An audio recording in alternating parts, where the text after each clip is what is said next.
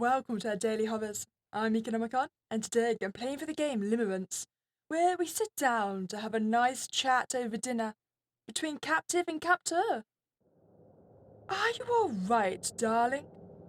We've been sitting here for 5 minutes, and you haven't touched your dinner. Are you mad at me? I slowly returned from my dark headspace back to reality, back to the low light of a dining room. Despite the table being fit for a family, it was clear that it had only ever been used for 2 people. For them, sitting where their back was facing the window, so light envelops them like angels scratching at skin, and for whoever they kept chained to the other side. It's for your own good, you know. I can't have you trying to run off, can I? Or perhaps rocking your chair backwards and smashing through the glass of that window. Because then you could get seriously injured, or somehow escape. What would I do without you? Shut up, Aaron. I like it when you say my name. I think they sit with their back to the window, for the ephemeral, ethereality, for the visual of light rays surrounding them like a saint. But no amount of pretty imagery can disguise their evil actions. Tonight, they cooked chicken, lined with rice and vegetables, that I had watched them chop up minutes before. Their knives from the kitchen are separate from the ones they used for flesh. Never once in my life had I been envious of a blade, of the slick cuts and the echoing sounds between the air and the cutting board. Until now, of course. I tugged at the cuffs of my wrist that kept me restrained to the table. Hey, you're staring again. You should eat up. You need your strength for later. I didn't respond. Please, dear. I'll be nicer on you with the blades tonight if you do.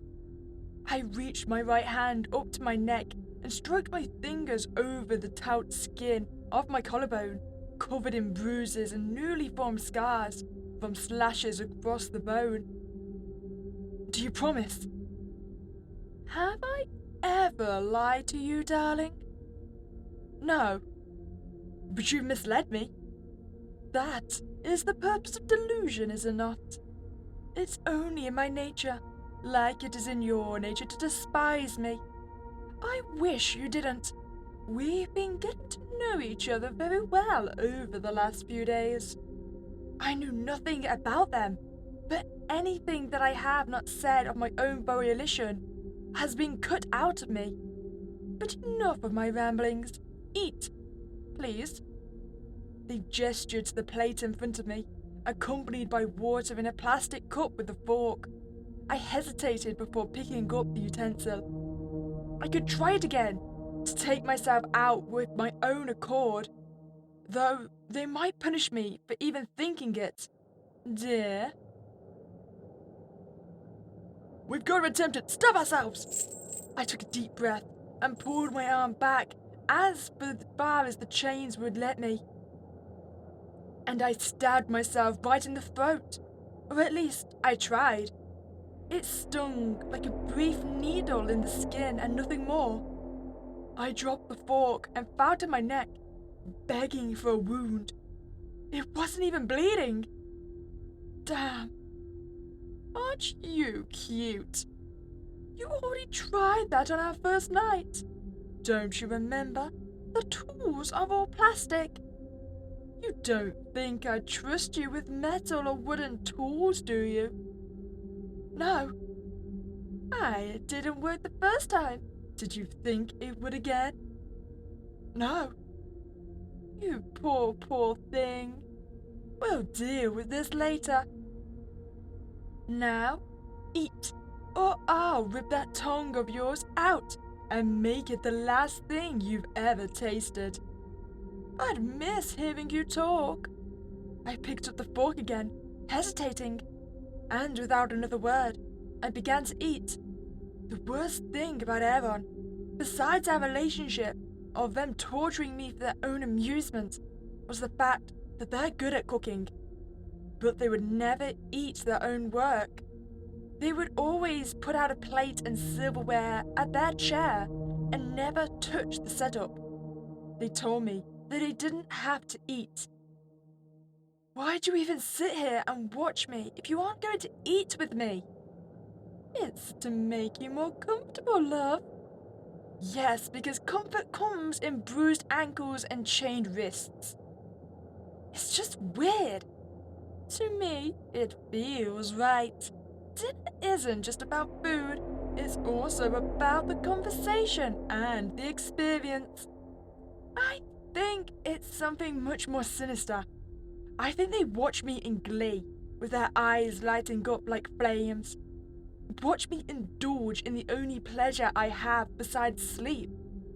They smirked as I struggled to bring the fork to my lips, both from the shackle and from the feeling of past pain. Is it good? It's always good. You don't need me to tell you that.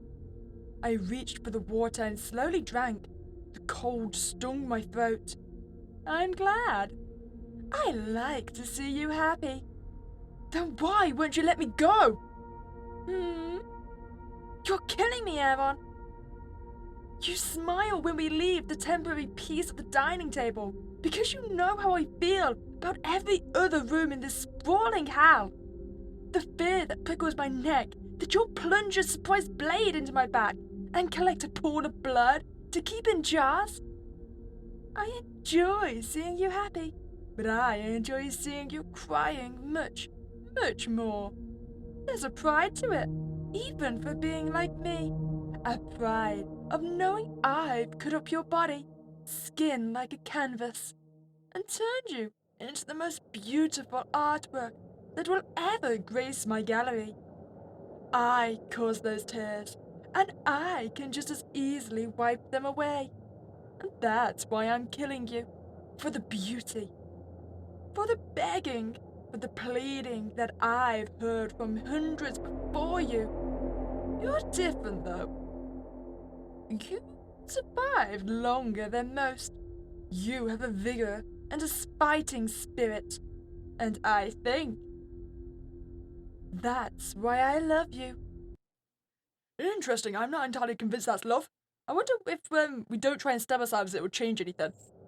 Okay, so just leave it alone. It wasn't worth trying. And without another word, I began to eat. Nah, doesn't change anything. Well, I hope you enjoyed that play for Limerence, which is also in the same universe as the Art Without Blood demo that we've played, so I highly recommend you go check that out. I'll link it below. It also has the same character, Aaron, though I don't think we are currently alive in that game. Funny that. As always, if you want to check out the game, I'll leave the link in the description below. If you enjoyed your time here, then please remember to like this video and subscribe to this channel. Other than that, you have a spooky day, and I'll catch you next time, guys.